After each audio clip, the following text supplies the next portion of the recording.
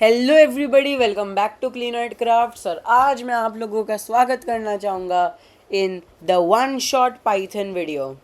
इस वीडियो में हम लोग पाइथन को बिल्कुल स्टार्टिंग से लेके एंड, जैसे आप समझ सकते हो, पढ़ने वाले हैं। हम लोग बिल्कुल बेसिक्स से पाइथन क्या होता है, पाइथन में प्रिंट कैसे करते हैं, इससे लेकर हम पढ़ने वाले बहुत एडवांस लेवल तक, क्लासेस, ऑब्जेक्ट्स, इनहेरिटेंस के लेवल तक। बिना किसी देरी के वीडियो को शुरू करना चाहूँगा। सबसे पहला कॉन्सेप्ट जो मैं आपको बताना चाहूँगा वो है पाइथन क्या होता है। तो सबसे पहली बात, पाइथन को भी पढ़ने से पहले प्रोग्रामिंग लैंग्वेज क्या होती है।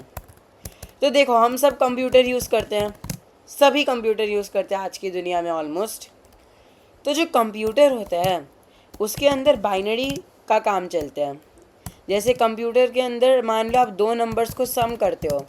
फॉर एग्ज़ाम्पल आप 5 और 8 को सम करते हो, तो सबसे पहले 5 जो बाइनरी में कन्वर्ट होगा। 5 बाइनरी में कैसे दिखे, ये 2 है, ये 3 है, ये 4 है, ये 5 है। 5 + 8, ये 5 है, ये 6 है, ये 7 है, और 8 कुछ ऐसा दिखेगा। उसके बाद ये दोनों में एडिशन होगा। एडिशन करने के लिए अब कंप्यूटर को नहीं पता कि एडिशन कैसे करते हैं। 1 + 0 1 होते हैं, ये हमें पता है, कंप्यूटर को नहीं पता। Computer and gate, XOR gate नाम के कुछ गेट्स का यूज़ करते हैं। गेट का मतलब क्या होता है, कंप्यूटर के सीपीयू के अंदर कुछ लॉजिकल गेट्स होते हैं। जिस तरीके से हमारे घरों में गेट्स होते हैं, गेट में क्या होता है, गेट पे एक जन आता है, एंटर करते हैं एक जन, और एग्ज़िट करता है ना, एंटर्स एंड एग्जिट्स। तो जैसे हमारा घर का गेट है, घर के गेट से कोई एंटर करता है और फिर वो एग्ज़िट करते हैं दूसरी तरफ, जैसे वो गेट के अंदर आते हैं और निकलते हैं। तो इस तरीके से लॉजिकल गेट का मतलब होता है करंट आता है इस गेट के पास और करंट निकलता है। इस गेट की खास बात ये है कि हमेशा ऐसा नहीं होता कि एक ही करंट आता है और एक ही करंट निकलता है। कई बार दो करंट आते हैं और उन दो करंट में से सिर्फ एक करंट निकलता है, और इसका एक स्पेसिफिक तरीका होता है निकलने का, ऐसे ही रैंडमली नहीं निकलता। इसके अलग अलग टाइप ऑफ लॉजिकल गेट्स होते हैं। एक होते हैं जैसे एंड गेट हो गया। एंड गेट में क्या होता है, अगर जो दो करंट्स आ रहे हैं, दोनों के दोनों अगर वन हो, जैसे ये वाली करंट भी वन है, ये वाली करंट भी वन है, तब तो आंसर वन आएगा। लेकिन अगर दोनों में से कोई भी ज़ीरो हुआ तो आंसर ज़ीरो ही आएगा। अगर दोनों में से कोई ज़ीरो हुआ तो आंसर ज़ीरो आएगा। ये होता है and gate. Similarly XOR gate होता है, नॉट गेट होता है, बहुत तरीके के गेट्स होते हैं, कई लॉजिकल गेट्स होते हैं किसी भी कंप्यूटर में। तो कंप्यूटर जो है बेसिकली इन बाइनरी लॉजिक के हिसाब से काम करता है। लेकिन बात यह है कि बाइनरी लॉजिक में हम ह्यूमंस कंप्यूटर में कुछ इंस्ट्रक्शन नहीं दे सकते हैं, क्योंकि बाइनरी लॉजिक कंप्यूटर तो समझ सकते हैं लेकिन ह्यूमंस नहीं समझ पाते। ह्यूमंस के लिए बहुत दिक्कत होती है बाइनरी लॉजिक को समझने के लिए। इसीलिए बनाया गया था assembly language. Assembly language binary का ही एक थोड़ा अंडरस्टैंडेबल वर्जन था, असेंबली लैंग्वेज। असेंबली लैंग्वेज के बाद कई लैंग्वेजेस बनी, जैसे C++, C#, जावा, पाइथन। ये सभी लैंग्वेजेस का मतलब ये था कि इनके अंदर जब हम लोग कुछ लिखते हैं, फॉर एग्ज़ाम्पल जब मैं पाइथन के अंदर प्रिंट 3+4 लिखता हूँ, प्रिंट 3+4 लिखा मैंने, तो पाइथन ऑटोमेटिकली इसको इसके रिस्पेक्टिव असेंबली में कन्वर्ट कर देते हैं, जो अपने आप बाइनरी में भी कन्वर्ट हो जाता है। तो हमें खुद जाके बाइनरी नहीं लिखना पड़ता, कोई और हमारे लिए लिखता है, ये कंपाइलर्स हमारे लिए लिखते हैं। जो सॉफ्टवेयर मेरे इस पाइथन प्रोग्राम को,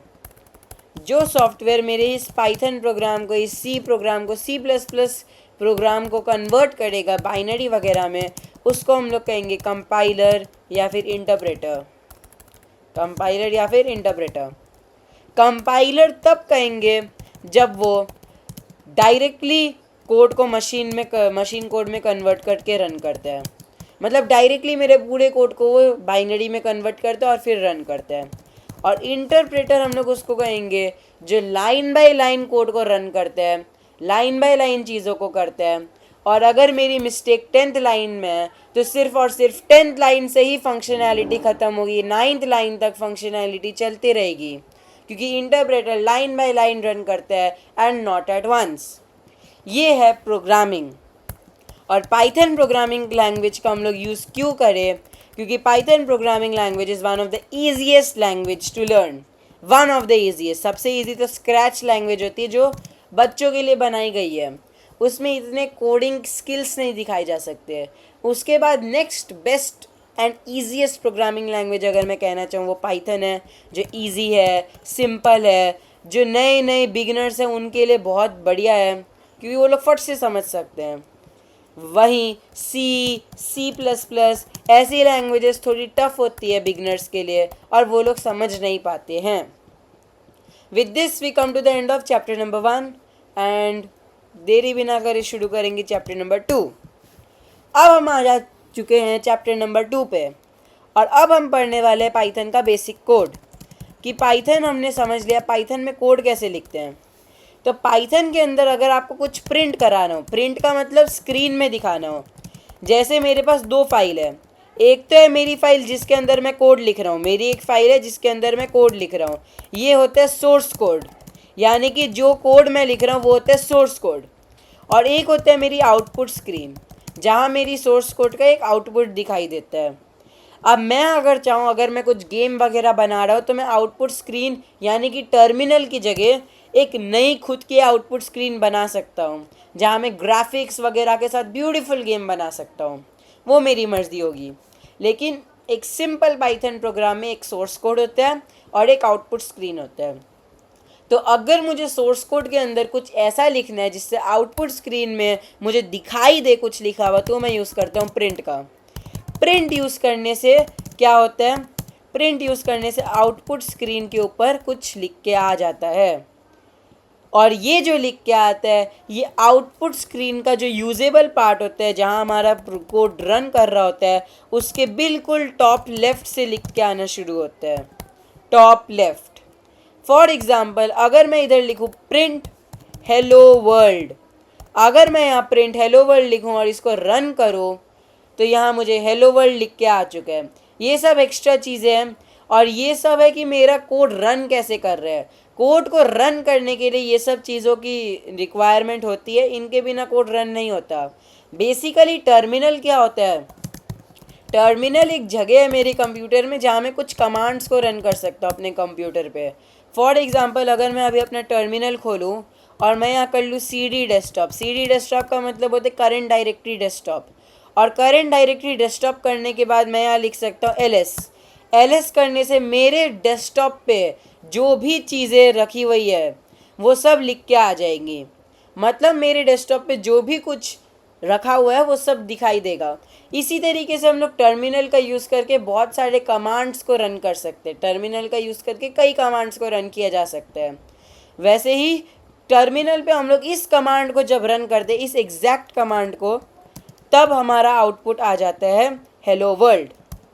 यानी कि जब हम लोग टर्मिनल पे ये लिखेंगे तब आउटपुट हेलो वर्ल्ड आएगा। लेकिन VS कोड नाम का एक जो मैं यूज़ कर रहा हूँ कोड एडिटर, उसमें यहाँ ऑप्शन है रन पाइथन फाइल करके डायरेक्टली हेलो वर्ल्ड यहाँ आ जाता है और ये टर्मिनल पे खुद लिख देता है। अच्छा, अब प्रिंट हेलो वर्ल्ड का मतलब हो गया कि मैं हेलो वर्ल्ड प्रिंट कर दूंगा। क्या मैं इसको तोड़ के लिख सकता हूँ? प्रिंट हेलो और नेक्स्ट लाइन में प्रिंट वर्ल्ड, ज़रूर लिख सकता हूँ मैं तोड़ के। लेकिन जब मैं ऐसा करता हूँ तब यहाँ हेलो वर्ल्ड अलग अलग लाइन में आ जाते हैं। ऐसा क्यों होता है? क्योंकि पाइथन में जब मैं हेलो लिखता हूँ तब ऑटोमेटिकली पाइथन वाले हेलो के साथ एक न्यू लाइन कैरेक्टर डाल देते हैं। न्यू लाइन कैरेक्टर क्या होता है? न्यू लाइन कैरेक्टर एक ऐसा कैरेक्टर होता है जो टर्मिनल पे एक लाइन नई लाइन पे आउटपुट देना शुरू कर देता है। इसका मतलब ये है कि जब मैंने प्रिंट हेलो लिखा तब टर्मिनल पे हेलो गया और साथ में एक न्यू लाइन कैरेक्टर गई। न्यू लाइन कैरेक्टर का मतलब हुआ हेलो के बाद यहाँ कर्सर होना चाहिए था मेरा और वर्ल्ड जो है इधर प्रिंट होना चाहिए था। लेकिन क्योंकि पाइथन वाले खुद एक न्यू लाइन कैरेक्टर भेज देते हैं इसलिए यहाँ से कर्सर न्यू लाइन में चला गया इधर, और फिर जब वर्ल्ड प्रिंट हुआ वो इस तरफ प्रिंट हुआ, जिस कारण हेलो के बाद एक न्यू लाइन आ गई है, लेकिन वर्ल्ड के बाद न्यू लाइन नहीं आई है जैसा आप देख सकते हैं। सॉरी, वर्ल्ड के बाद भी एक न्यू लाइन आ गई है जैसा आप देख सकते हैं, क्योंकि वर्ल्ड के बाद ये अलग लाइन पे आया है, cleanoidcrafts@shooz-macbook, ये अलग लाइन में आया है। सो अगर मुझे एक ही लाइन पे चाहिए तब मैं क्या करूँगा, मैं लिख दूंगा print hello comma end equals to empty. इसका मतलब है कि एंड में कुछ भी नहीं होगा, न्यू लाइन कैरेक्टर मत डालो। मैंने कहा न्यू लाइन कैरेक्टर मत डालो, जिसका मतलब जब मैं print hello comma end equal to empty करता हूँ, तो अब मैं अगर यहाँ आगे प्रिंट वर्ल्ड लिख दूँ तो ये जो वर्ल्ड है ये हेलो के साथ आना चाहिए। जब मैंने इसको रन किया हेलो वर्ल्ड एक साथ आ गया, और ऐसा इसलिए हुआ क्योंकि जब इस बार हेलो प्रिंट हुआ तब अलग से न्यू लाइन कैरेक्टर नहीं गई, डायरेक्टली हेलो के बाद कर्सर इधर ही था और फिर वर्ल्ड भी इधर ही प्रिंट हो गया। तो पाइथन में अगर हमें कुछ भी आउटपुट में दिखाना होता है हम लोग लिखते हैं PRINT प्रिंट, उसके बाद हम लोग लगाते हैं 2 ब्रैकेट। कौन से ब्रैकेट? पैरेंथेसिस, फर्स्ट ब्रैकेट्स या फिर पैरेंथेसिस, और इसके अंदर हम लोग लिखते हैं फॉर एग्जांपल हेलो वर्ल्ड, या फिर कुछ भी लिख सकते हैं। मैं यहाँ लिख सकता हूँ चाचा जी, मैं यहाँ कुछ भी लिख सकता हूँ, जो मेरी मर्जी हो वो प्रिंट हो जाएगा। एक बात याद रखना कि जो भी मैं लिख रहा हूँ वो मैं कोट्स के अंदर लिख रहा हूँ, चाहे मैं वो सिंगल कोट के अंदर लिखूँ, चाहे मैं वो डबल कोट के अंदर लिखूँ, चाहे मैं वो ट्रिपल सिंगल कोट के अंदर लिखूँ, या फिर मैं उसे ट्रिपल डबल कोट्स के अंदर लिखूँ, तब भी ये काम कर जाएगा। जैसा कि आप देख सकते हैं अभी मैंने ट्रिपल डबल कोट्स का यूज़ किया तो भी चाचा जी स्क्रीन पे लिखकर आ गया है। अब बात यह है कि जब मैं प्रिंट लिखता हूँ, प्रिंट के पैरेंथेसिस के अंदर मुझे कुछ देना होता है प्रिंट करने के लिए। मैं अलग अलग चीज़ें दे सकता हूँ। नंबर 1 में दे सकता हूँ स्ट्रिंग।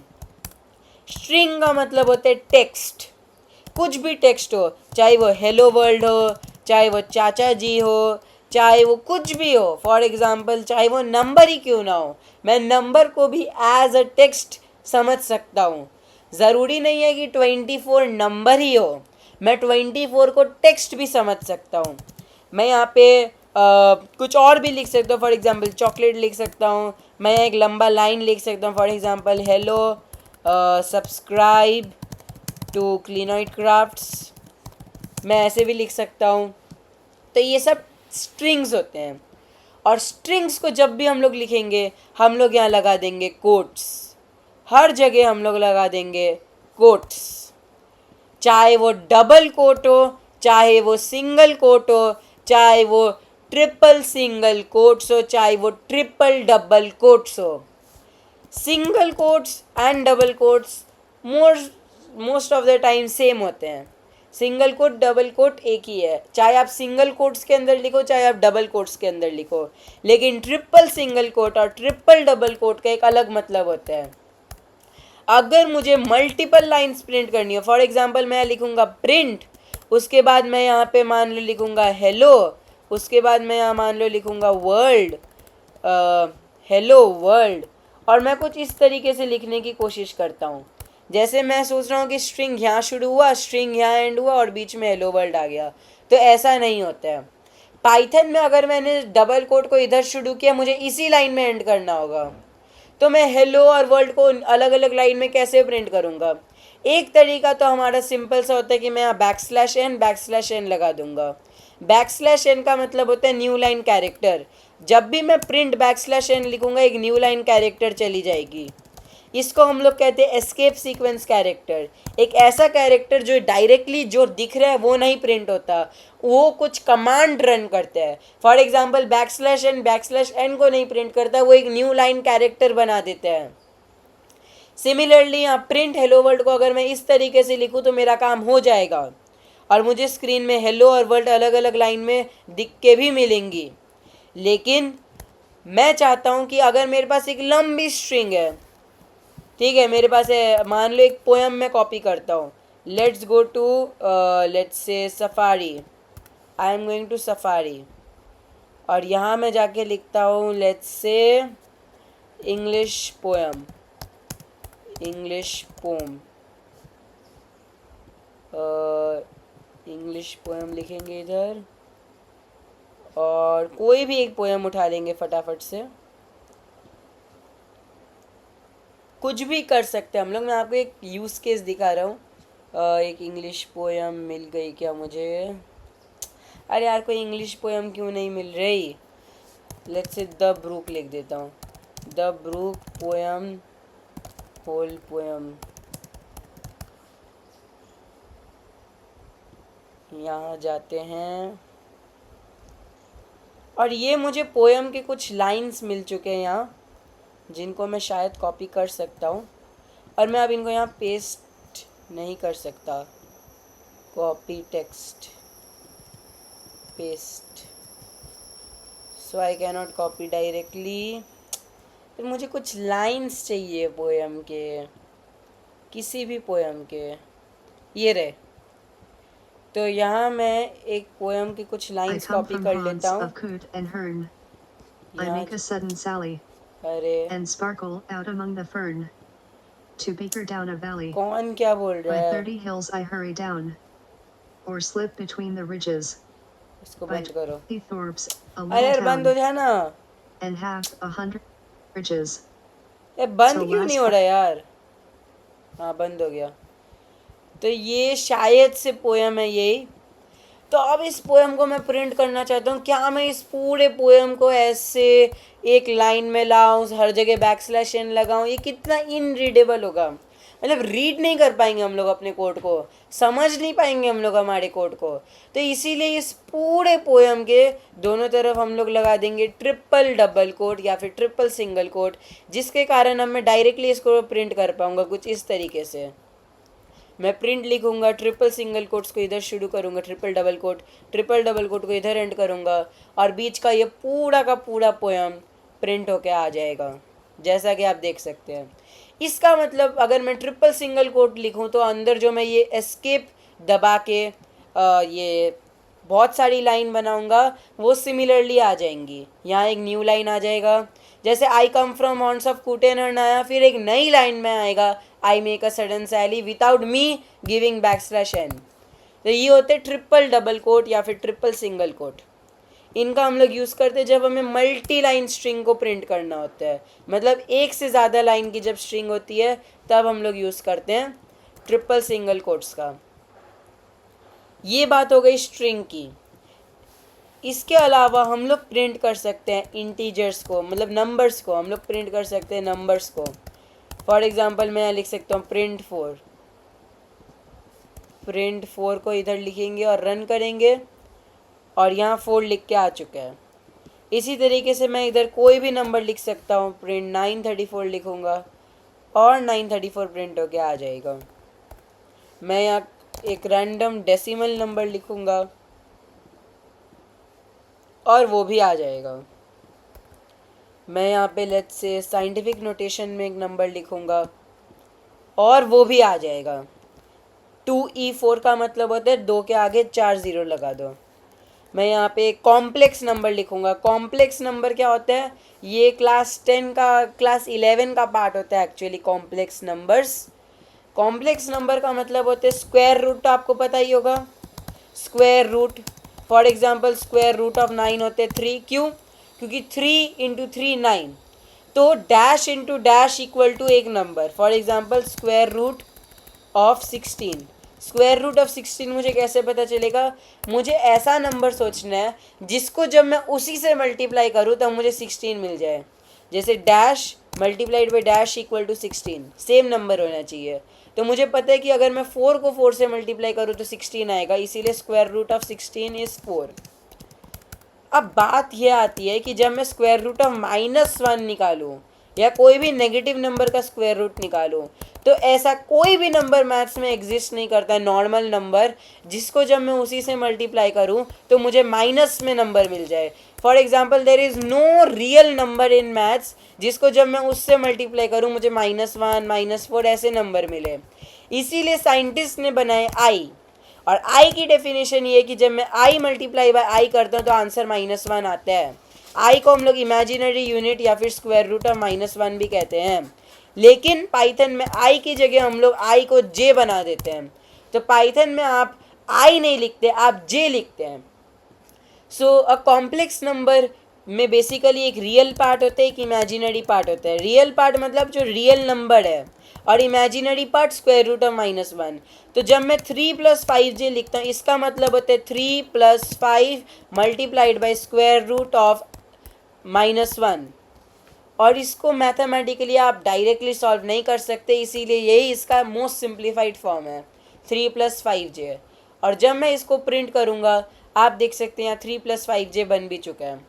कॉम्प्लेक्स नंबर को मैं ऐसे कॉम्प्लेक्स लिख के फिर मैं रियल पार्ट इमेजिनरी पार्ट ऐसे भी लिख सकता हूँ, और ये ऑटोमेटिकली कन्वर्ट हो जाएगा 3 + 5j, this plus this j। इस तरीके से हम कॉम्प्लेक्स नंबर को भी प्रिंट कर सकते हैं। इसके बाद आप प्रिंट कर सकते हो बूलियंस को। बूलियंस क्या होते हैं? सो बूलियंस बेसिकली कहीं ना कहीं बाइनरी को रिप्रेजेंट करते हैं।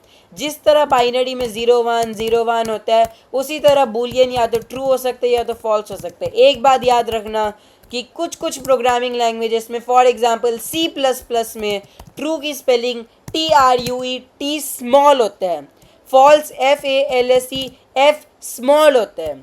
लेकिन पाइथन में ट्रू का T कैपिटल होता है, फॉल्स का F कैपिटल होता है। ये याद रखने के पाइथन में अगर आपने स्मॉल लिखा तो गया, C++ में कैपिटल लिखा तो गया। तो अलग अलग लैंग्वेजेस की अपनी अपनी मर्जी होती है। पाइथन में कैपिटल लिखना है तो कैपिटल लिखना है, C++ में स्मॉल लिखना है तो स्मॉल ही लिखना है। तो मैं एक एग्जांपल देता हूँ। फॉर एग्जांपल मैं यहाँ लिखता हूँ प्रिंट ट्रू। तो जब मैं प्रिंट ट्रू लिखता हूँ, ये ट्रू प्रिंट हो गया। जब मैं प्रिंट फॉल्स लिखूंगा तो फॉल्स प्रिंट हो जाएगा। सिंपल सी बात है। मैं यहाँ लिख दिया प्रिंट फॉल्स, और अब फॉल्स प्रिंट हो जाएगा, जैसा कि आप देख सकते हैं। एक बात याद रखना कि इंटरनली पाइथन में भी ट्रू जो होता है वो कहीं ना कहीं 1 को रिप्रेजेंट करते हैं, और फॉल्स जो होता है वो कहीं ना कहीं 0 को रिप्रेजेंट करता है। ट्रू 1 को रिप्रेजेंट करता है, फॉल्स 0 को रिप्रेजेंट करता है। अब हम बात करते हैं ऑपरेशंस। सबसे पहले मैं बात करना चाहूँगा नंबर्स के बारे में। अगर मैं यहाँ लिखूँ प्रिंट 3 + 4 3 + 5, तो आंसर क्या आएगा? आंसर आएगा 8। ध्यान से देखना, आंसर आया 8। अगर मैं यहाँ लिखूँ प्रिंट 3 + 5.0, क्या इससे फर्क पड़ेगा? पड़ेगा। आंसर आएगा 8.0। अब आप बोलोगे कि 8 और 8.0 तो एक ही होता है, तो नहीं, 8 अलग है, 8.0 अलग है। 8 एक इंटीजर है और 8.0 एक डेसिमल नंबर है। ऑल्दो 8.0 का मतलब 8 ही होता है, लेकिन 8.0 डेसिमल होता है, यानी कि फ्लोट। पाइथन में डेसिमल नंबर को हम लोग फ्लोट कहते हैं, इंटीजर को हम लोग इंट कहते हैं, और कॉम्प्लेक्स नंबर को हम लोग कॉम्प्लेक्स कहते हैं। तो अगर मैं यहाँ लिखता हूँ प्रिंट 3 + 5, जब मैं दो इंटीजर्स को एक दूसरे के साथ प्लस करता हूँ तब आंसर एक इंटीजर आता है। जब मैं एक इंटीजर और एक फ्लोट को प्लस करता हूँ तब आंसर फ्लोट आता है। एक बात याद रखना कि अगर कोई भी एक्सप्रेशन, फॉर एग्जांपल 3 + 7 - 9.0 + 8.6 × 3.7987 + 6j, ऐसा अगर कोई बड़ा एक्सप्रेशन हो, तो याद रखना अगर उसमें कॉम्प्लेक्स यूज हुआ है, तो इसका फाइनल आंसर एक कॉम्प्लेक्स ही आएगा। अगर इसमें कॉम्प्लेक्स यूज हुआ है तो आंसर कॉम्प्लेक्स ही आएगा। अगर इसमें फ्लोट यूज हुआ है तो आंसर फ्लोट आ सकता है। कॉम्प्लेक्स होने से तो कॉम्प्लेक्स ही होगा, कॉम्प्लेक्स नहीं होने से और फ्लोट होने से फ्लोट होगा, वरना इंट होगा। मेरा कहने का मतलब क्या है? अगर मैं यहाँ लिखूँ प्रिंट 4 + 6j + 9, तो यहाँ आप देख सकते हो कि इस एक्सप्रेशन में यहाँ एक कॉम्प्लेक्स नंबर का मैंने यूज़ किया 6j। इसका मतलब इसका फाइनल आंसर भी एक कॉम्प्लेक्स नंबर ही आएगा, 13 + 6j। लेकिन अगर कॉम्प्लेक्स नंबर नहीं होता और अगर फ्लोट होता तो इसका आंसर फ्लोट आता, और अगर फ्लोट नहीं होता, कॉम्प्लेक्स नहीं होता, तब इसका आंसर इंटीजर आता।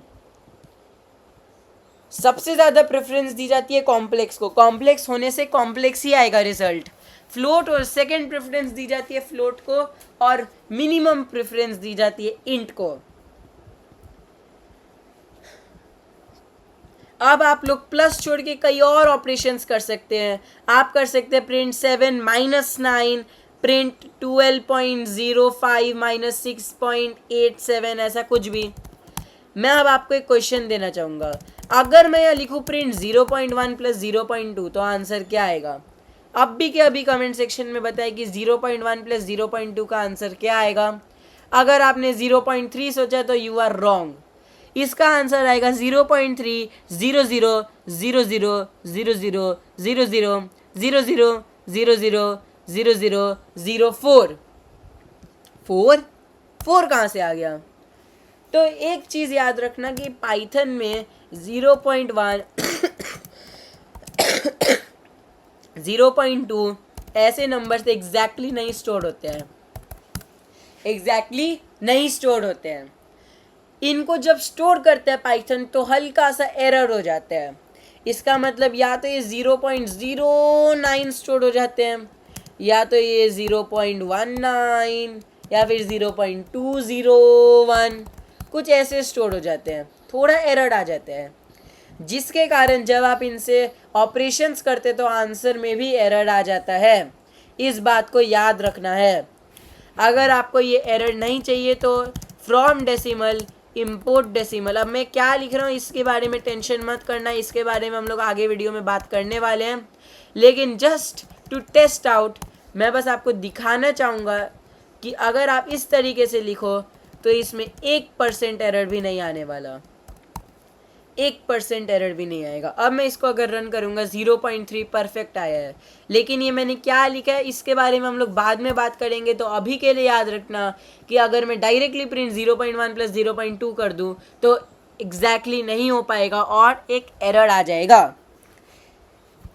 इसके बाद हम लोग स्ट्रिंग्स के साथ भी कुछ कर सकते हैं। फॉर एग्जाम्पल मैं यहाँ लिख सकता हूँ प्रिंट हेलो प्लस वर्ल्ड। जब मैं हेलो प्लस वर्ल्ड लिखूंगा तो हेलो और वर्ल्ड एक साथ जुड़ जाएगा और प्रिंट होगा एक सिंगल स्ट्रिंग, लेकिन वो सिंगल स्ट्रिंग होगा hello world. Hello world will be the single string which is printed. एक बात याद रखना कि हेलो प्लस वर्ल्ड और हेलो कॉमा वर्ल्ड में एक फ़र्क होता है। हेलो कॉमा वर्ल्ड जब मैं लिखता हूँ तब हेलो और वर्ल्ड अलग अलग वेरिएबल्स हैं। मेरा मतलब हेलो और वर्ल्ड अलग है, दो स्ट्रिंग्स को मैं प्रिंट कर रहा हूँ। और जब मैं दो वैल्यूज़ या फिर दो से ज़्यादा वैल्यूज़ को एक ही प्रिंट स्टेटमेंट में प्रिंट करता हूँ तब उन सभी वैल्यूज़ के बीच में एक स्पेस ऐड हो जाती है। जैसा आप देख सकते हैं हेलो और वर्ल्ड के बीच में स्पेस आ गई। लेकिन जब मैं हेलो प्लस वर्ल्ड लिखता हूँ हेलो और वर्ल्ड एक साथ जुड़ जाते हैं और एक सिंगल स्ट्रिंग बनाते हैं, जिसके कारण हेलो प्लस वर्ल्ड का आंसर हेलो वर्ल्ड आता है with no space in between.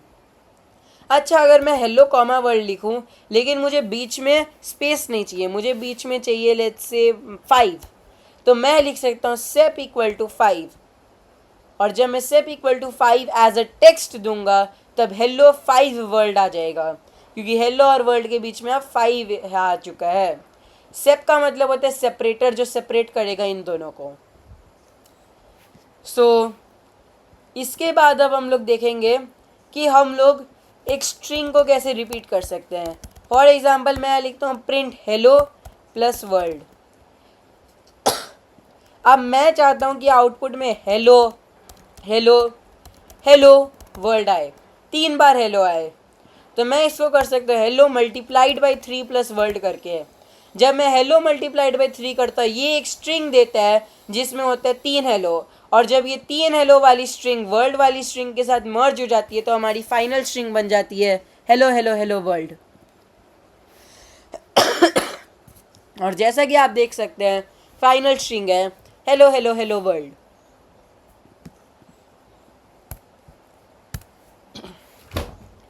इसके बाद अब मैं आपको दिखाना चाहूँगा, अब मैं आपको एक असाइनमेंट देना चाहूँगा जो कि आप अभी के अभी करेंगे। So write a simple Python program to print the area of a rectangle. To print the area of a rectangle. Length आपको पता है, लेंथ है 12 और ब्रेथ है 7। लेंथ है 12 और ब्रेथ है 7। अभी के अभी इसको करिए, 5 सेकेंड्स का टाइम है। वीडियो को पॉज भी कर सकते हैं। 5 4 3 2 1 एंड टाइम्स अप। आपको सिंपली लिखना था print area of rectangle equal to, ये मेरी एक स्ट्रिंग है, इसके बाद कॉमा, और इसके बाद मैं प्रिंट कर दूंगा लेंथ मल्टीप्लाइड बाई ब्रेथ, और लेंथ मल्टीप्लाइड बाई ब्रेथ नहीं, मैं यहाँ लिख दूंगा 12 मल्टीप्लाइड बाई 8, क्योंकि 12 हमारी लेंथ है और 7 हमारी ब्रेथ है, तो 7। और जब मैं इसको प्रिंट करूंगा इस एक ही लाइन से आ जाएगा area of rectangle equal to 84।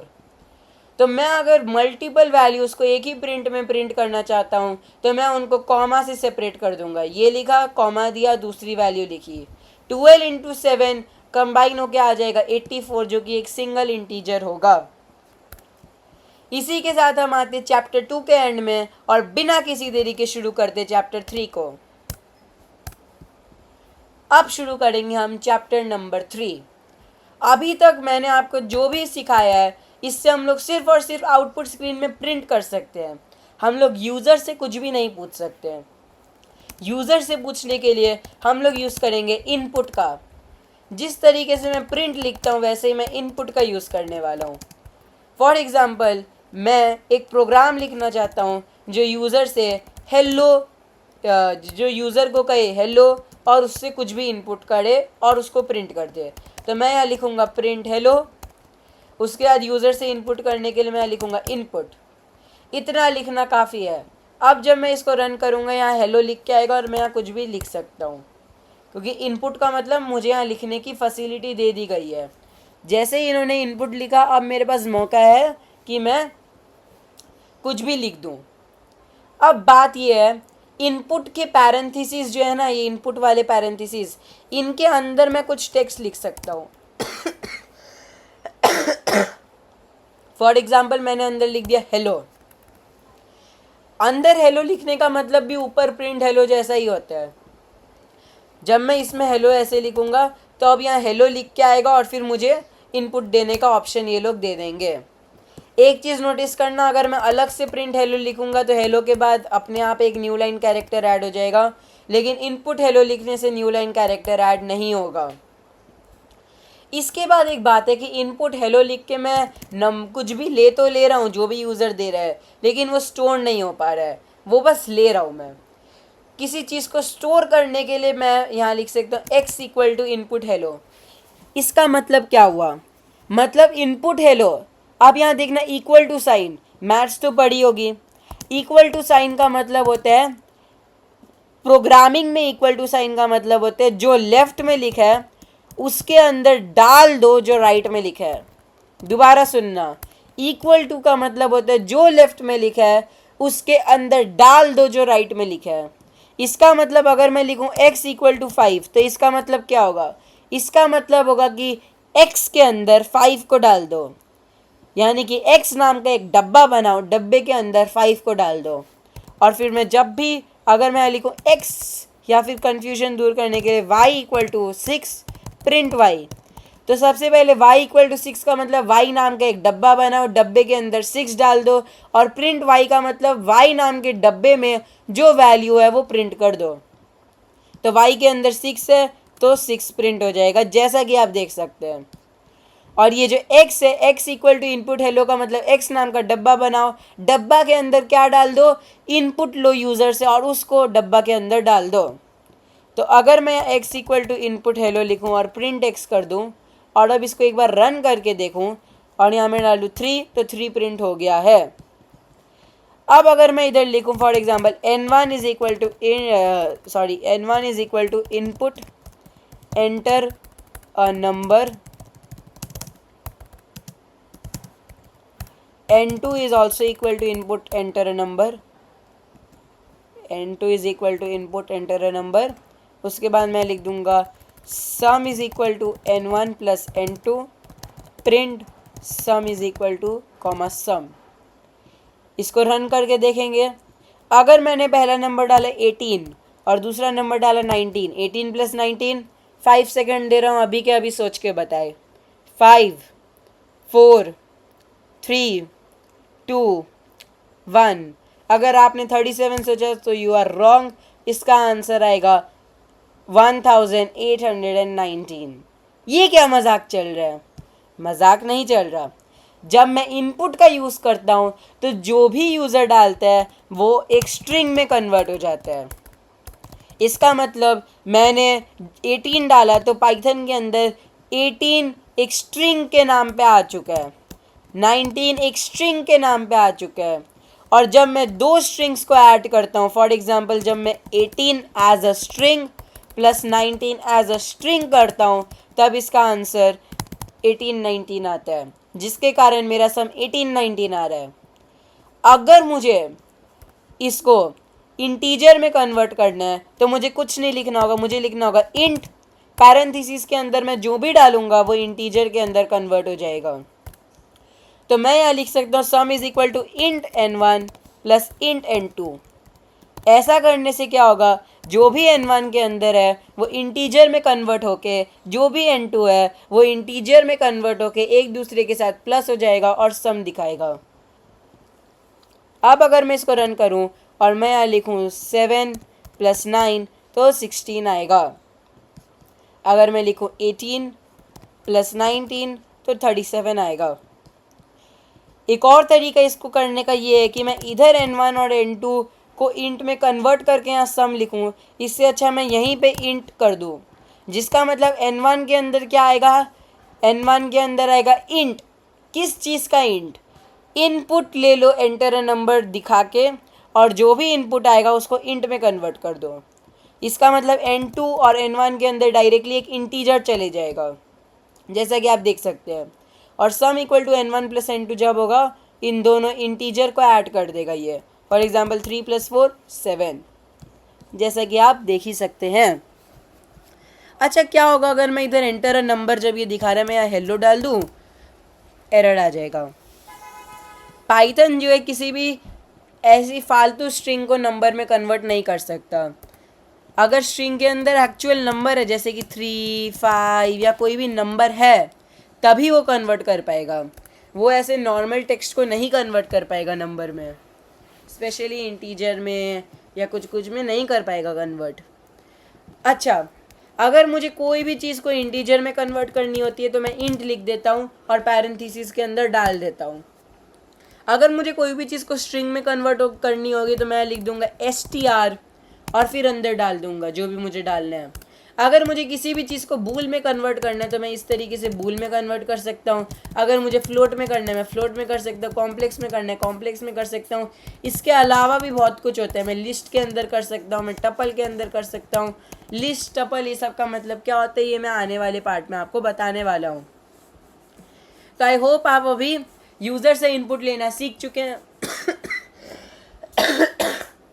और अगर आप सीख चुके हैं तो आपके लिए एक असाइनमेंट है छोटा सा, write a Python program to input 3 numbers and print the sum of all the 3 numbers। आपके पास है 5 सेकेंड। 5, 4, 3, 2, 1, times up. इसको करने के लिए आपको सिंपली लिखना है n1 equal to int input enter a number, n2 equal to int input enter a number, n3 equal to int input enter a number, sum equal to n1 plus n2 plus n3 और सम equal to सम। इस तरह से मैं print कर दूंगा।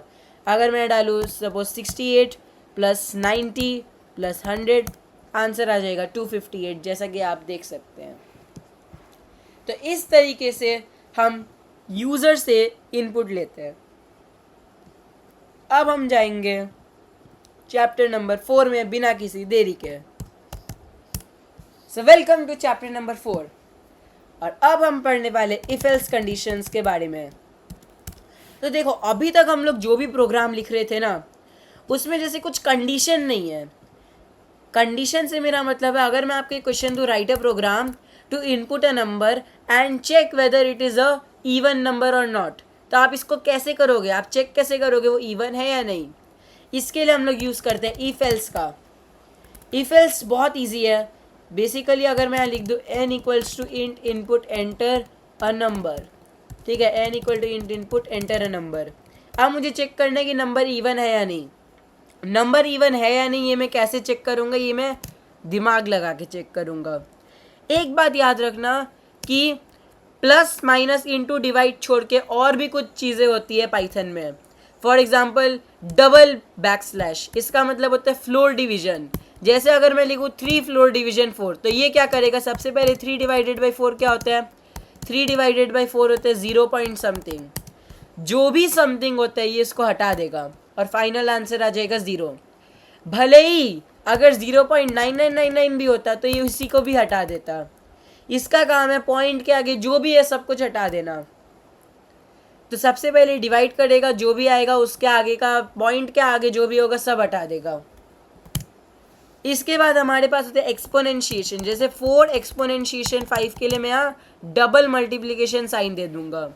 4 exponentiation 5 करने से 4 to the power 5 हो जाएगा और 4 टू द पावर 5 आपका हो जाएगा 4 इंटू 4 इंटू 4 इंटू 4 इंटू 4, जो कि हो जाएगा आपका 4 4 ज़ 16 16 32 64. इसको प्रिंट करके भी देख लेते हैं. प्रिंट 4 एक्सपोनेंशिएशन 5 और एक बार सोच लेते हैं कि इसका आउटपुट क्या होने वाला है. 4 मल्टीप्लाइड बाई 4 मल्टी 4 4 4 4 4 ज़ 16 16 देन 32 64 देन 256 1024.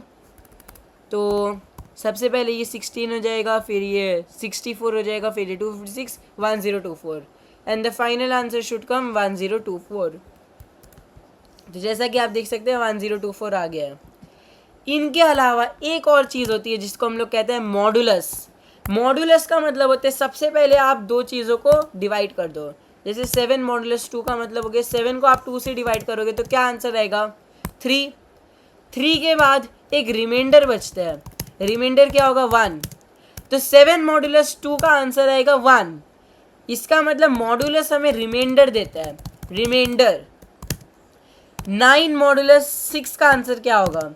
9 को जब हम लोग 6 से डिवाइड करने की कोशिश करेंगे तो हमारे पास 3 एज अ रिमाइंडर बच जाएगा, इसीलिए 9 मॉडुलस 6 होगा 3. अब हम लोग इवन और ऑड को ये सब चीज़ का यूज़ करके कैसे पता लगाने वाले हैं. सिंपल सी लॉजिक है कि अगर कोई नंबर इवन है तो वो नंबर मॉडुलस 2 हमेशा 0 आएगा. एनी नंबर, सबसे पहले इवन की डेफिनेशन क्या होती है, an even number is a number which is divisible by 2. Divisible by 2 मतलब जब हम लोग 2 से डिवाइड करेंगे रिमाइंडर 0 आएगा.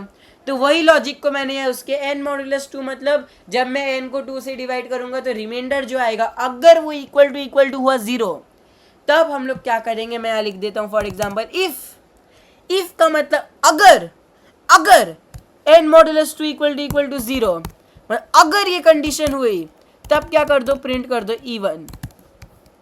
एल्स अगर ये कंडीशन नहीं हुई तो प्रिंट कर दो ऑड. यहां एक चीज नोटिस करना, डबल इक्वल टू यूज किया गया है. डबल इक्वल टू का मतलब होता है कि ये इससे अगर इक्वल हुई तो अगर, और अगर मैं सिंगल इक्वल टू लिखता जो कि सिंटैक्स एरर होता है, सिंगल इक्वल टू का मतलब होता है कि n मॉडुलस 2 इक्वल टू 0 हो जाए.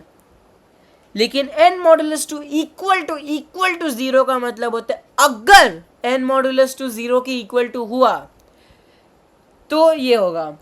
जैसे मैं यहाँ इसको एक बुलियन समझ सकता हूँ. n मॉडुलस 2 इक्वल टू 0 एक बुलियन होगा. अगर n मॉडुलस 2 इक्वल टू 0 हुआ तो इसका आंसर आएगा ट्रू, और नहीं हुआ तो इसका आंसर आएगा फॉल्स. और इफ के आगे अगर फॉल्स हुआ तो ये नहीं चलेगा, एल्स चलेगा. मेरा कहने का मतलब क्या है, इसको अभी मैं रन करके दिखाता हूँ. जैसे अगर मैंने डाला 4, इवन आया. इवन क्यों आया, सबसे पहले n की वैल्यू 4 है. इफ अगर 4 modulus 2 equal to 0, 4 modulus 2 equal to 0 होता है, हाँ होता है, जिसके कारण प्रिंट इवन हुआ, एल्स नहीं चला. लेकिन अगर मेरा नंबर ऑड होता, लेट्स रन इट अगेन, और अब मेरा नंबर है 9, क्या 9 मॉडुलस 2 इक्वल टू 0 है, नहीं, इसीलिए एल्स चला. एक चीज नोटिस करना कि इफ के अंदर मुझे जो भी चलाना है वो मैं इफ के आगे थोड़ी स्पेस देके चलाऊंगा.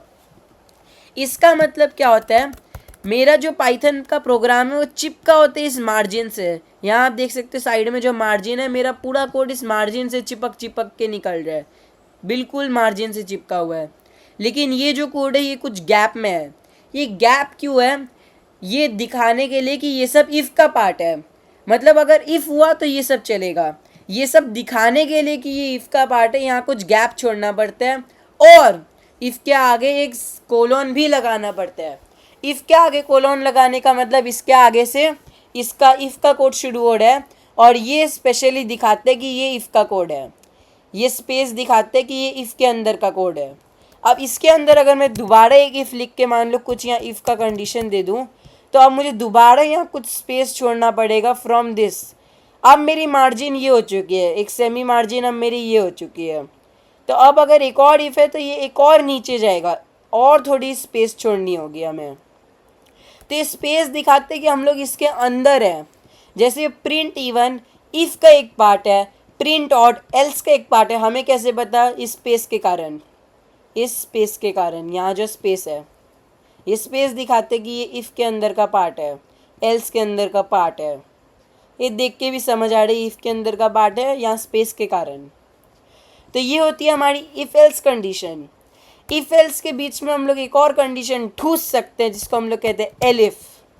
मान लो मुझे एक नंबर को इनपुट करना है और मुझे चेक करना है वो डिविजिबल बाई 3 है या नहीं। तो सबसे पहले मैंने लिख दिया if n modulus 3 equal to 0 print divisible by 3, divisible by 3। Elif n modulus 3 equal to 1, तब print reminder, print reminder will be 1, reminder will be 1 और यहाँ लिख दो रिमाइंडर विल बी 2। तो इस तरीके से मैंने एक इफ़ एल्स लैडर बना दी। इफ़ एल्स लैडर में बीच में एक एलिफ होता है। सबसे पहले इफ़ अगर ये हुआ तब तो ये रन हो जाएगा जो भी इफ़ के अंदर लिखे और हम लोग निकल जाएंगे।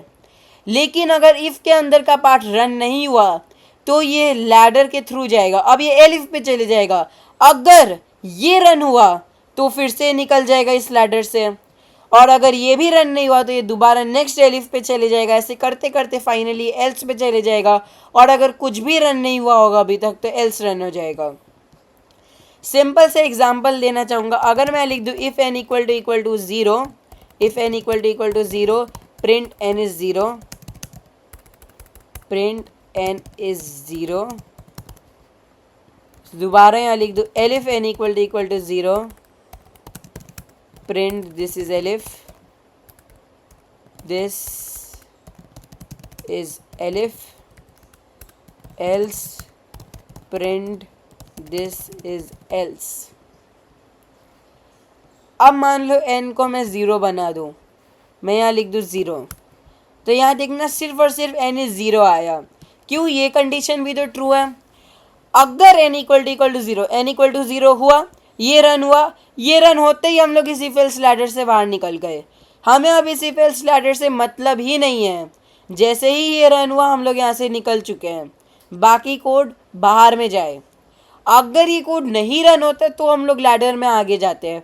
एक बात याद रखना इफ एल्स लैडर का, इफ एल्स लैडर में अगर हमें कोई जगह मिल गया कि ये चलने वाला है, ये चल जाएगा, कोड वहीं ख़त्म हो जाएगा, मतलब ये लैडर वहीं ब्रेक हो जाएगी। ये लैडर को हम लोग कंटिन्यू नहीं करेंगे। जैसे अगर इधर काम हो गया मेरा तो इधर से ही लैडर से हम लोग निकल जाएंगे। ये होता है इफ एल्स कंडीशन। और अब आप लोगों के लिए है मेरे पास एक सिंपल सा असाइनमेंट, और ये असाइनमेंट क्या होने वाला है, आपको basically 2 angle of a triangle को इनपुट लेना है, 2 एंगल ऑफ अ ट्रायंगल को इनपुट लेना है और तीसरे एंगल को प्रिंट कर देना है, तीसरे एंगल को प्रिंट कर देना है। ठीक है, ये कैसे करेंगे हम लोग लिखेंगे n1 is equal to int input enter angle 1, n2 is equal to int input enter angle 2, print 180 minus n1 minus n2। ये मैंने क्या कर दिया, एक बात याद रखना, sum of angles of a triangle is equal to 180। तो इसीलिए ये फॉर्मूला यूज़ करके मैं थर्ड एंगल निकाल सकता हूँ। तो अगर एंगल 1 हुई 50, एंगल 2 हुई 45, तो एंगल 3 हो जाएगी 85।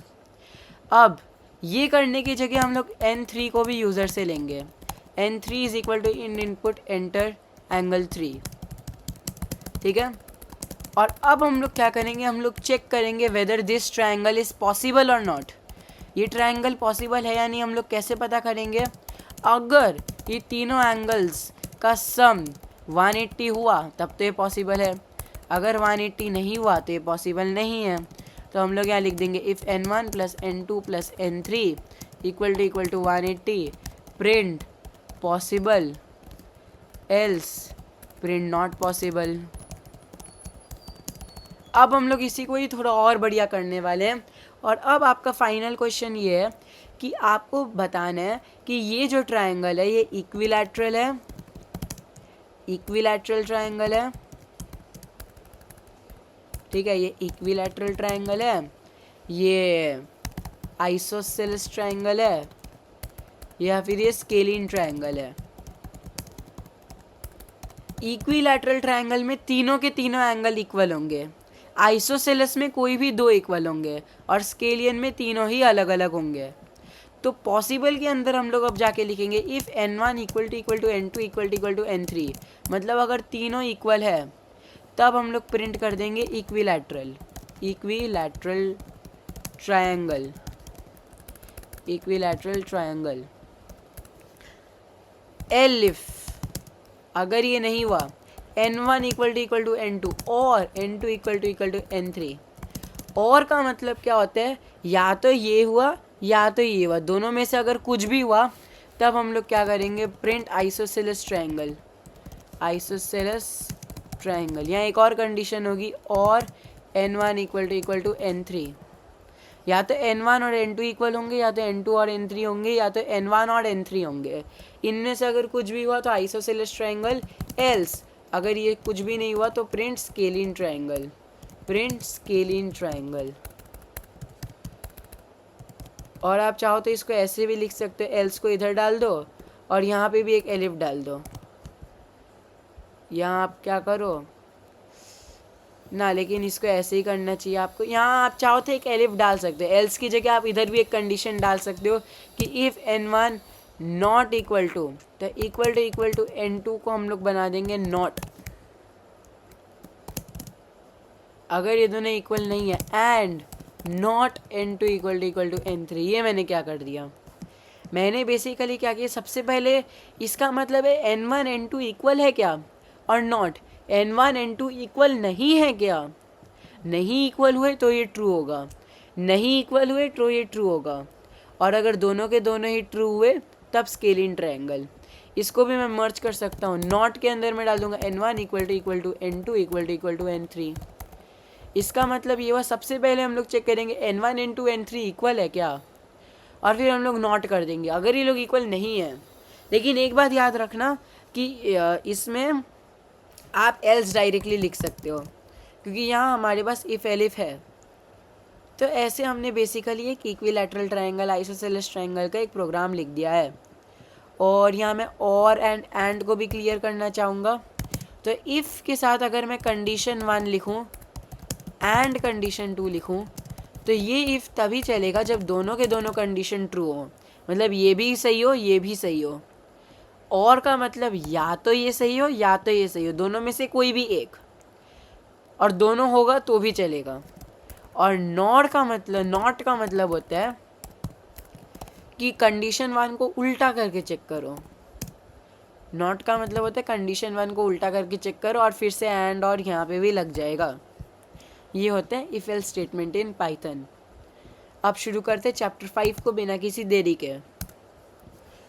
अब हम पढ़ने वाले हैं match case in Python. Match case basically if else का ही एक दूसरा वर्जन है। अगर मुझे यहाँ लिखना होता है, suppose write a program to input a number x is equal to int input enter a number and print a specific message for that number. For example अगर जो नंबर है वो 1 हुआ तो मेरा मैसेज होगा हेलो, अगर 2 हुआ तो मेरा मैसेज होगा वॉफल, अगर 3 हुआ तो मेरा मैसेज होगा नमस्ते, और अगर इन सब को छोड़ के कुछ भी और हुआ तो मेरा मैसेज होगा नॉट अ पार्ट, ये मेरा मैसेज होगा। एक तरीका तो मेरा सिंपल सा ये मैं लिख सकता हूँ if x equal to 1 print hello, if x equal to 2 print waffle, ऐसे मैं कर सकता हूँ।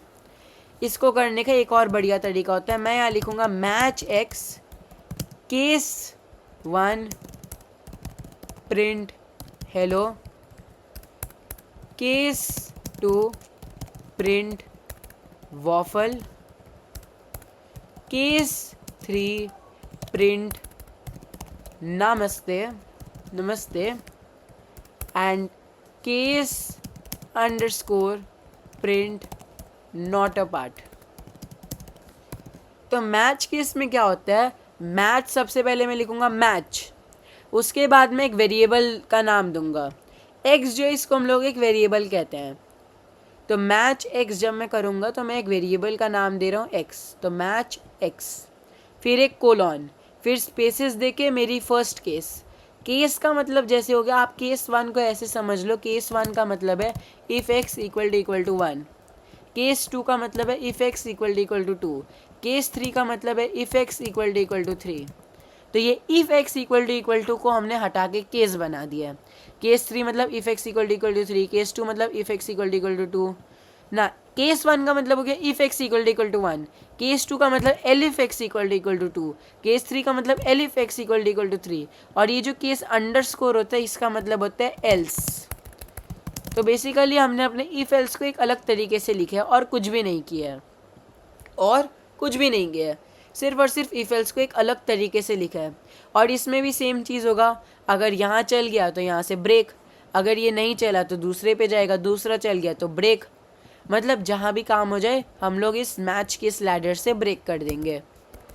और this is almost everything about match case. अब मेरे पास एक और आपके लिए क्वेश्चन है, और वो क्वेश्चन ये है कि assume that 1st of January, ठीक है, assume that 1st of January is a Thursday, 1st of January is a Thursday.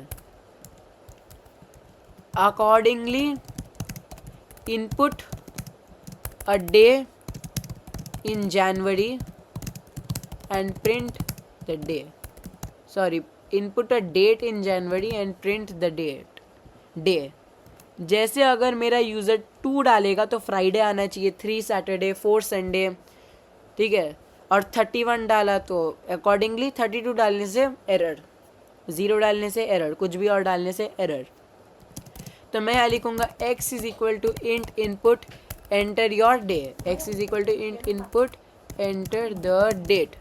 उसके बाद मैं यहाँ लिखूँगा मैच x में मैं दे सकता हूँ जैसे केस 1 होने से प्रिंट थर्सडे, ठीक है, केस 1 होने से प्रिंट थर्सडे, केस 2 होने से प्रिंट फ्राइडे। लेकिन ऐसे मेरे पास 31 केसेस हो जाएंगे, और इनको करने का एक इफेक्टिव तरीका ये है कि 1st जनवरी अगर थर्सडे तो 8th जनवरी भी थर्सडे होगा, 8th जनवरी अगर थर्सडे तो 15th जनवरी भी थर्सडे होगा। ये मुझे कैसे पता है, 1 + 7 8, 8 + 7 15, तो ये सब थर्सडे होंगे। और सभी थर्सडेज में एक चीज़ कॉमन है कि that Thursday modulus 7 will always be 1, 1 modulus 7 1, 8 modulus 7 1, 15 modulus 7 1। तो इसीलिए मैं यहाँ लिख सकता हूँ कि मैं x मॉडुलस 7 को मैच करूँगा x की जगह। If x modulus 7 equal to 1 then print Thursday. Case 2, अब हर फ्राइडे में एक चीज़ कॉमन है कि उनको जब मैं 7 से डिवाइड करता हूँ तो रिमाइंडर 2 आता है। तो उस तरीके से मैंने केस 2 फ्राइडे कर दिया। केस 3 होगा सैटरडे, केस 3 हो जाएगा सैटरडे, प्रिंट सैटरडे। केस 4 हो जाएगा संडे, प्रिंट संडे। केस 5 हो जाएगा Monday, case 5 print Monday. Case 6 हो जाएगा ट्यूसडे, केस 6 हो जाएगा ट्यूसडे, प्रिंट ट्यूसडे। केस 7 हो जाएगा वेंसडे, प्रिंट वेनसडे। और केस डिफ़ॉल्ट, इन सब को छोड़ के अगर और कुछ भी हुआ प्रिंट इनवैलिड, प्रिंट इनवैलिड। और ये मैच केस लैडर तभी चलेगा जब x जो है, if x is greater than 1 and less than 31, इसकी हमें ज़रूरत ही नहीं है. इफ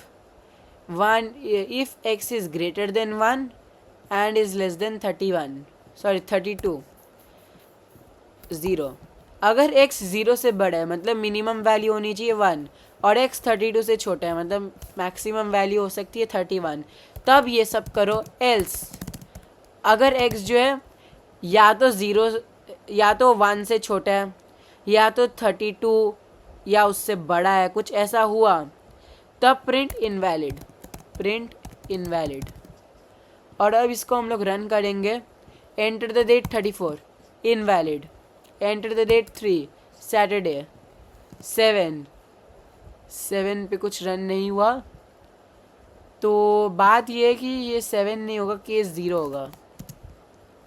ये केस 0 होगा actually, not 7. So that's my fault.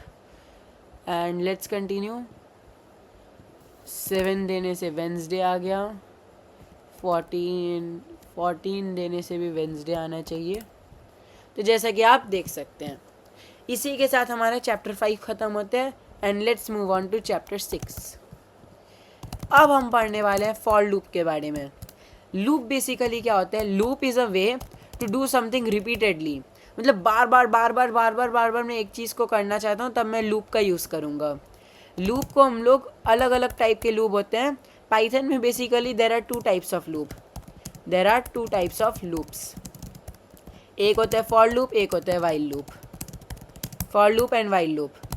For loop का यूज़ करते हैं हम लोग किसी भी आइटरेबल स्ट्रक्चर के साथ. आइटरेबल स्ट्रक्चर का मतलब हो गया किसी भी कलेक्शन के साथ. फॉर एग्जाम्पल, अगर मैं एक स्ट्रिंग को देखूँ, string is a collection of characters. और हर कैरेक्टर को अपनी एक स्पेसिफिक इंडेक्स मिलती है. इंडेक्स मतलब उसका एक, आप समझ लो, एड्रेस मिलता है. जैसे अब मुझे x में पता करना है कि h की एड्रेस क्या है, h का एड्रेस क्या है x के अंदर, तो h का एड्रेस x के अंदर है 0. गिनती 0 से शुरू होती है पाइथन में. और क्योंकि हेलो वर्ल्ड पहला कैरेक्टर है, इसीलिए उसका एड्रेस या फिर उसकी आईडी 0 है. तो h की आईडी 0 है. पहली वाली e की आईडी 1 है. पहली वाली l की आईडी 2 है. इस तरीके से 3, 4, 5, 6, 7, 8, 9, 10 है. स्पेस की भी अपनी एक आईडी है, याद रखना. अब एक होती है फॉरवर्ड आईडी, एक होती है बैकवर्ड आईडी. फॉरवर्ड आईडी हो गई 0, 1, 2, 3, 4, 5 उस तरीके से. और बैकवर्ड आईडी पीछे से गिनी जाती है. पीछे से गिनती -1 में शुरू होती है, आगे से गिनती 0 में शुरू होती है. इसका मतलब h की आगे से गिनती 0 है और d की पीछे से गिनती है -1. तो ये हो गया -1, -2, -3, -4, -5, -6, -7, -8, -9, -10 एंड -11. तो ये हो गई ये पीछे से गिनती. तो h की इंडेक्स आगे से 0 है और पीछे से -11 है. तो ये होती है इंडेक्सिंग. इसको हम लोग कहते हैं इंडेक्सिंग.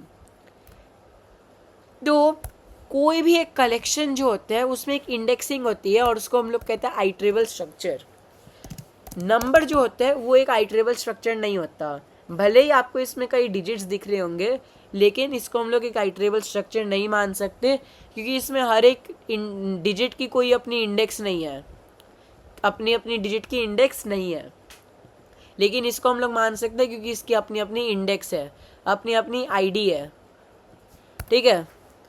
तो अब अगर मैं लिखूँ प्रिंट x 0, देखो x के आगे मैंने स्क्वायर ब्रैकेट्स के अंदर 0 लिखा, मतलब x के अंदर 0th एड्रेस मुझे दे दो, तो यहाँ आ जाएगा h. सिमिलरली मैं यहाँ लिख सकता हूँ, फॉर एग्जांपल मुझे फर्स्ट एड्रेस दे दो, सेकंड दे दो, थर्ड दे दो, फोर्थ दे दो, फिफ्थ दे दो. तो ये आप देखोगे रिस्पेक्टिवली प्रिंट कर रहे HELLO and space, HELLO and space. तो ये रिस्पेक्टिवली x@0 h हो गया, x@1 e हो गया.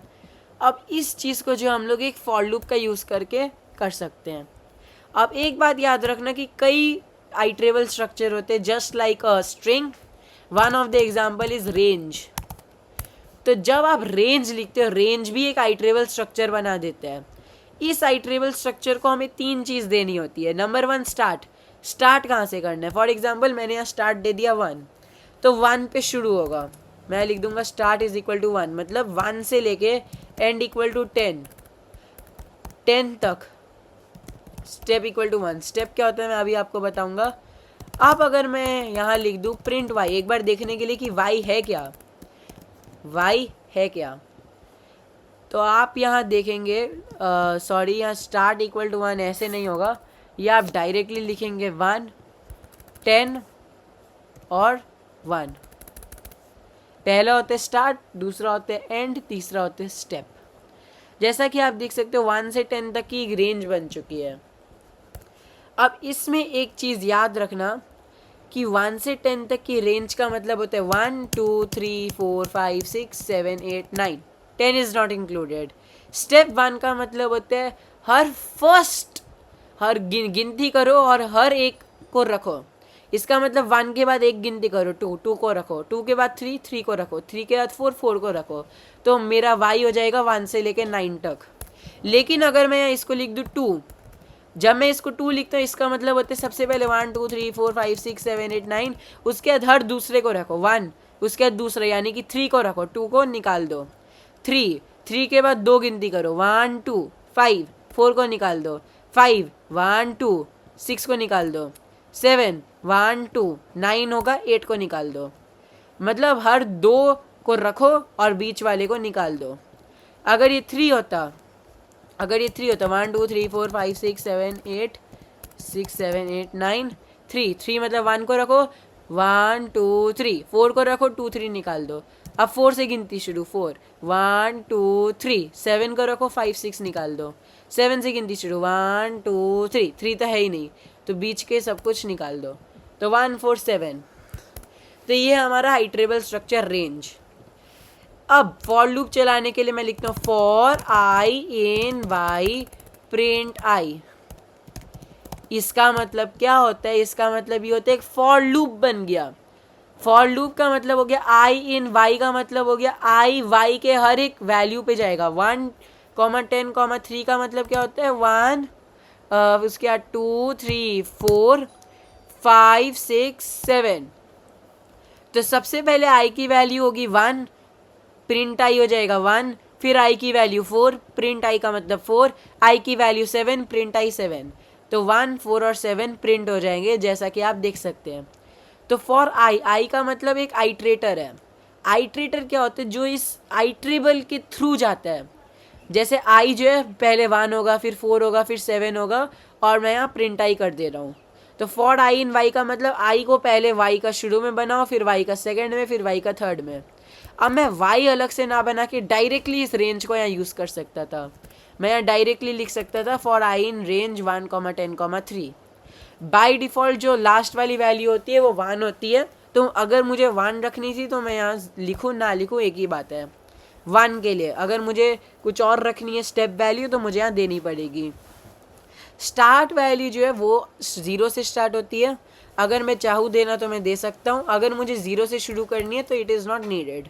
तो आई इन रेंज 10 का मतलब भी होगा 0 1 2 3 4 5 6 7 8 9. अब जिस तरह मैं रेंज का यूज़ कर रहा हूँ मैं यहाँ किसी और आइट्रेबल स्ट्रक्चर से भी आइट्रेट कर सकता हूँ. For example x. For I in x एक एक्स का लेटर पे गया और उससे बन गया हेलो वर्ल्ड, इस तरीके से. तो ये है एक फॉर लूप. फॉर लूप का यूज़ करके आप कमाल की चीज़ कर सकते हो. फॉर एग्जाम्पल अब मैं आपको एक क्वेश्चन देता हूँ. Write a program using for loop. Write a program using for loop to input a number and print its digits. To input a number and print the sum of its digits. मतलब अगर मेरा number है 75 तो 7 + 5 यानी कि 12 आ जाएगा. तो मुझे इन सभी डिजिट्स के सम को प्रिंट करना है. कैसे करूँगा? सबसे पहले मैं लिखूँगा x is equal to int input enter a number उसके बाद मैं यहाँ लिखूँगा for I in str(x), for I in string x, sum equal to sum plus int of I. सबसे पहले मैं सम इक्वल टू 0 कर दूंगा और फिर मैं लिख दूंगा प्रिंट सम। अब इसको ज़रा टेस्ट आउट कर लेते हैं। Suppose the number is 45 9। तो मैंने क्या किया, सबसे पहले x के अंदर उस नंबर को स्टोर कर लिया। फॉर एग्जांपल x को मैंने 45 बना दिया और सम जो है वो 0 हो गया। अब for I in string x अब मैं यहाँ पे एक स्ट्रिंग ऑफ x यूज़ कर रहा हूँ, यानी कि यहाँ पे लूप के अंदर मैं किस चीज़ के थ्रू आइट्रेट कर रहा हूँ, मैं 45 एज ए स्ट्रिंग के थ्रू आइट्रेट कर रहा हूँ। तो सबसे पहले i की वैल्यू हो गई है 4। Sum is equal to sum plus int of i, so sum is equal to 0 plus int of 4, जो कि हो जाएगा sum is equal to 0 plus 4 यानी कि 4। दोबारा ये लूप चलेगा, इस बार i की वैल्यू हो जाएंगी 5, sum equal to 4 plus int of 5, जो कि हो जाएगा 4 प्लस 5 9। तो फाइनल प्रिंट होगा सम 9। ये होता है फॉर लूप। इसके बाद आते हैं हम वाइल लूप पे। वाइल लूप क्या होता है, इफ़ का ही एक एडवांस्ड वर्जन होता है। इफ़ का एक एडवांस्ड वर्जन होता है जो बार बार इफ़ कंडीशन को चेक करता है। फॉर एग्जाम्पल मैं यहाँ लिखता हूँ n is equal to input enter hello. Enter hello मैं यहाँ लिखता हूँ, ठीक है। n is equal to input enter hello. उसके बाद मैं यहाँ लिखता हूँ वाइल ना, सबसे पहले मैं यहाँ लिख के if n is not equal to, if not n equal to hello, मतलब अगर n इसके इक्वल टू नहीं है तब क्या करो, दोबारा ये चला दो। अब दोबारा चेक करो, दोबारा अब चेक करो, दोबारा ये चला दो। इस चीज़ को मैं दोबारा करूँगा। अगर उसने फिर से हेलो नहीं लिखा फिर से ये करो, है ना। अगर हेलो नहीं लिखा फिर से ये करो, फिर से हेलो नहीं लिखा फिर से करो, फिर से करो। ये मैं कितनी बार करूँगा, शायद मैं इसको इन्फिनाइट टाइम करना चाहूँ। तो उसके लिए मैं यहाँ यूज़ करूँगा वाइल का। वाइल मतलब बार बार ये चेक करते रहो जब तक ये कंडीशन ट्रू है। एंटर हेलो, मैंने हेलो नहीं डाला, मैंने हे डाला, एंटर हेलो, वाइल लूप में आ चुका है। अब मैं यहाँ जितनी बार डालते रहूँगा चलते जाएगा, लेकिन जैसे ही मैं हेलो डाल दूँगा वाइल लूप ख़त्म, वाइल लूप ख़त्म। तो while loop continuously if statement को चेक करे जाएगा। इफ ये इसको चेक करेगा, ये चेक करेगा, इस चीज़ को चलाएगा। जैसे ये फॉल्स हो जाएगा बाहर निकल जाएगा। ये होता है एक वाइल लूप। बेसिकली इतना ही है वाइल लूप के अंदर। अब हम लोग आते हैं for loop and while loop break statement. For loop and while loop break and continue. Break and continue का मतलब क्या होता है, ब्रेक का मतलब होता है लूप को तोड़ दो, break the loop and get out. Break का मतलब होता है break the loop and get out. तो अगर मैं लिख दूँ for I in range 4 if i equal to 2 break, तो क्या होगा आप देखोगे, यहाँ पे प्रिंट आई करूँगा और अब ज़रा इसको रन करूँगा। आप देखोगे 0 1 2 हुआ। ऐसा क्यों हुआ, सबसे पहले आई की वैल्यू 0 प्रिंट आई, फिर 1 प्रिंट आई, फिर 2 print i. If i equal to 2, हाँ आई इज 2 तो ब्रेक हो जाएगा, हम लोग लूप के बाहर निकल चुके हैं। ये होता है ब्रेक। कंटिन्यू का मतलब होता है कि लूप के स्टार्टिंग में चले जाओ, लूप के स्टार्टिंग में चले जाओ। तो जैसा कि आप देख सकते हैं यहाँ प्रिंट हुआ 0 1 2 एंड 3। ये क्यों प्रिंट हुआ, अगर मैं इस प्रिंट को नीचे भेज दूँ तो आपको समझ आएगा। यहाँ देखना सिर्फ और सिर्फ 0 1 और 3 प्रिंट हुआ। ऐसा क्यों, सबसे पहले इफ़ आई इक्वल टू 0 2 नहीं होता तो प्रिंट 2 0 हो गया, फिर 1 प्रिंट हो गया, फिर जब 2 आया तो आई का वैल्यू 2 है तो कंटिन्यू हो गया, मतलब हम लोग दोबारा लूप के स्टार्टिंग में आ गए। और जब दोबारा लूप के स्टार्टिंग में आ गए तो आई की वैल्यू 3 हो गई, आई की वैल्यू 3 हो गई तो प्रिंट आई हो गया। तो कंटिन्यू मतलब अभी जो ये लूप चल रहा है इसको छोड़ो, दोबारा स्टार्टिंग में चले जाओ और कंटिन्यू करो लूप को, कंटिन्यू द लूप। मतलब अभी जो ये लूप चल रहा है इसको छोड़ो, ऊपर जाओ और लूप को कंटिन्यू करो with the next value. Continue the loop with the next value, ये होता है ब्रेक एंड कंटिन्यू। इसके बाद हम लोग आ जाते हैं एल्स, लूप्स एंड एल्स। इसका मतलब क्या होता है, अगर मैं एक फॉर लूप लिखूं, ठीक है, फॉर लूप है, इसके अंदर मैंने कुछ भी लिखा है यहाँ पे, इसके बाद अगर मैं फॉर लूप के साथ एक एल्स यूज़ करूँ, मैं कर सकता हूँ फॉर लूप और वाइल लूप के साथ एक एल्स यूज़। तो फॉर लूप या फिर वाइल लूप के साथ जब भी मैं एल्स यूज़ करूँगा, एल्स रन हो जाएगा अनलेस आई यूज़ ब्रेक। इसका मतलब क्या हुआ, मान लो यहाँ फॉर लूप है, कोई भी फॉर लूप है और एल्स है, तो सबसे पहले फॉर लूप के अंदर का मसाला रन होगा, फिर जैसे ही फॉर लूप ख़त्म हो जाएगा एल्स के अंदर का मसाला रन होगा। तो सबसे पहले फॉर लूप के अंदर का काम हुआ, फिर फॉर लूप ख़त्म होने के बाद एल्स के अंदर का काम होगा। लेकिन अगर हमने ब्रेक किया, एल्स नहीं चलेगा। एल्स सिर्फ तभी नहीं चलेगा जब हम लोग ब्रेक कर दें। अगर हमने ब्रेक कर दिया तो एल्स नहीं चलेगा। जैसा कि आप देख सकते हैं 0 प्रिंट हुआ, ब्रेक हुआ, ब्रेक हुआ तो एल्स नहीं चलेगा, ब्रेक नहीं हुआ तो एल्स चलेगा, ब्रेक नहीं हुआ तो एल्स चलेगा, ब्रेक हुआ तो एल्स नहीं चलेगा।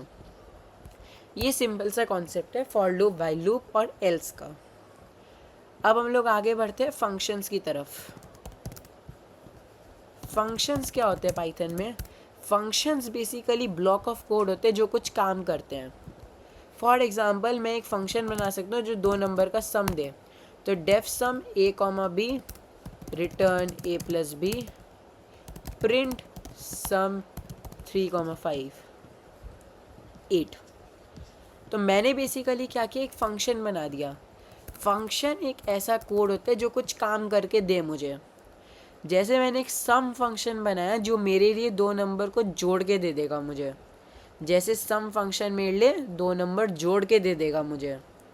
तो यहाँ फंक्शन बनाने के लिए मैं लिखूँगा DEF डेफ, फंक्शन को एक नाम दूंगा, फॉर एग्जांपल एडर, फंक्शन का नाम मैंने दिया एडर, फिर पैरेंथेसिस लगाऊंगा और सिंगल कोट्स लगा, ये कॉलन लगाऊंगा। पैरेंथेसिस के अंदर मैं कुछ नंबर्स लिखूंगा जो इसको चाहिए। जैसे सम देने के लिए 2 नंबर इसको चाहिए तभी तो ये सम देगा, एडर को 2 नंबर चाहिए तभी तो वो ऐड करेगा उनको। इसके बाद मैं रिटर्न कर दूंगा। रिटर्न मतलब जहाँ पे भी इस फंक्शन का यूज़ किया गया, जैसे यहाँ पे सम 3, 5, तो मैंने सम को बुलाया है, तो ये 3, 5 किससे बदल जाएगा, जो भी रिटर्न हो रहा है। रिटर्न 3 + 5 यानी कि 8, तो सम 3, 5 चेंज हो जाएगा 8 में। तो रिटर्न का मतलब रिटर्न कर देगा। जैसे अगर मैं लिखूँ sum is equal to adder, sum is equal to adder 4, 5, print sum. अगर मैं ऐसे लिखूँ तो देखो 9 आ गया। सम के अंदर, सम नाम के डब्बे के अंदर क्या डाल दो, एडर 4, 5। एडर 4, 5 का मतलब एडर 4, 5 जहाँ पे भी लिखा है वहाँ क्या चेंज हो जाएगा, रिटर्न a + b, यानी कि 4 + 5 9। तो ये चेंज हो जाएगा 9 से, सम के अंदर 9 चले जाएगा। तो ये बेसिकली होते हैं एक फंक्शन। फंक्शन के अंदर हम लोग कुछ भी कर सकते हैं। हम लोग यहाँ लिख सकते हैं let's say print sum is being used, sum function is being used, ठीक है, sum function is being used, print adder function is being used. इस तरीके से हम लोग फंक्शन के अंदर कुछ भी कर सकते हैं और चाहे तो हम लोग कुछ रिटर्न भी करा सकते हैं। एक बात याद रखना, जहाँ रिटर्न हो गई फंक्शन वहाँ ख़त्म हो गया काम। तो अगर मैंने रिटर्न करने के बाद यहाँ पे कुछ भी करने की कोशिश की, फॉर एग्जाम्पल प्रिंट वी, और मैं यहाँ लिख दूँ प्रिंट एडर 4, 5, तो सिर्फ और सिर्फ 9 ही प्रिंट होगा, क्योंकि एक बार ही रिटर्न हो गया तो फंक्शन का काम ख़त्म। फंक्शन से हम लोग रिटर्न हो जाएंगे, फंक्शन के अंदर का और कुछ भी रन नहीं होने वाला। एक बार रिटर्न हो गया, फंक्शन का काम ख़त्म, हम फंक्शन तोड़ के निकल जाएंगे, आगे कुछ भी रन नहीं करेंगे। This is about functions in Python. अब फंक्शंस के अंदर हम लोग आर्ग्स और क्वार्क्स देखते हैं। फॉर एग्जाम्पल मैं एक सम फंक्शन बना रहा हूँ, तो ज़रूरी थोड़ी कि 2 ही नंबर का सम देना हो, 3 नंबर का सम देना हो, हज़ारों नंबर का सम देना पड़ सकता है। तो मैं यहाँ लिख दूंगा स्टार आर्क्स। स्टार आर्क्स का मतलब होता है यूज़र जितने नंबर देने चाहिए, जितनी चीज़ें देने चाहिए वो दे सकता है। स्टार आर्क्स मतलब यूज़र जितने नंबर देने चाहिए, जितने भी चीज़ें देने चाहिए हम लोग ले लेंगे। और स्टार आर्क्स एक आइटरेबल स्ट्रक्चर बना देगा, तो हम लोग लिख देंगे for I in star args sum is equal to sum plus I, उसके बाद रिटर्न सम इक्वल टू 0, और यहाँ स्टार आर्ग्स नहीं, यहाँ आर्ग्स होगा। अब फॉर एग्जांपल मैं यहाँ लिख सकता हूँ print sum of 4,5, print sum of 0,13, 9, 12, और सम्स प्रिंट हो जाएंगे। तो यहाँ क्या हुआ, 4,5 आर्क्स के अंदर चला गया, और आर्क्स ने क्या बना दिया, मैं चाहूँ तो यहाँ पे प्रिंट कर सकता हूँ आर्क्स को और चेक कर सकता हूँ कि आर्क्स है क्या। तो आर्क्स बन चुके हैं 4,5, एक कलेक्शन हो चुकी है, 4 और 5 की एक कलेक्शन बन चुकी है आर्क्स नाम के वेरिएबल में। और फिर मैं फॉर आई इन आर्क्स करके हर एक वैल्यू के थ्रू आइटरेट कर सकता हूँ, सम में उसको डाल सकता हूँ और रिटर्न कर सकता हूँ सम। ये होता है आर्क्स। क्विकली मैं आपको कुछ चीज़ें बताना चाहूँगा पाइथन में। अगर आपको किसी भी चीज़ का टाइप पता करना होता है कि वो इंट है, फ्लोट है, क्या है, तो आप टाइप यूज़ करते हो। For example print type of hello string आ जाएगा, class string. Print type of two, class int. Print type of print, class built in function. Print type of print, class none type. ध्यान देना, सिर्फ print लिखने से built in function होगा, print के आगे पैरेंथेसिस लगाने से नन टाइप हो जाएगा। And with this we come to the end of the first one shot Python course, और one shot Python video. In fact ये डेल्टा पाइथन कोर्स के एक पार्ट है। एंड नेक्स्ट पार्ट में हम लोग और कई कॉन्सेप्ट्स को क्लियर करने वाले हैं। आज हम लोग बिल्कुल बेसिक पाइथन के बारे में पढ़ने से लेकर काफ़ी आगे आ चुके हैं, और हमने काफ़ी कुछ पढ़ लिया है, including functions, args and many things. अगले वीडियो में, अगले वन शॉट वीडियो में पाइथन के हम लोग और आगे जाने वाले, क्वार्क्स के बारे में पढ़ेंगे, क्लासेस के बारे में पढ़ेंगे, मॉड्यूल्स के बारे में पढ़ेंगे, और धीरे धीरे काफ़ी फटाफट प्रोग्रेस करेंगे हर एक वीडियो के साथ। So I hope you have enjoyed this video and learned something new, and meet you all in the next video. Till then, keep learning, keep watching, and keep exploring.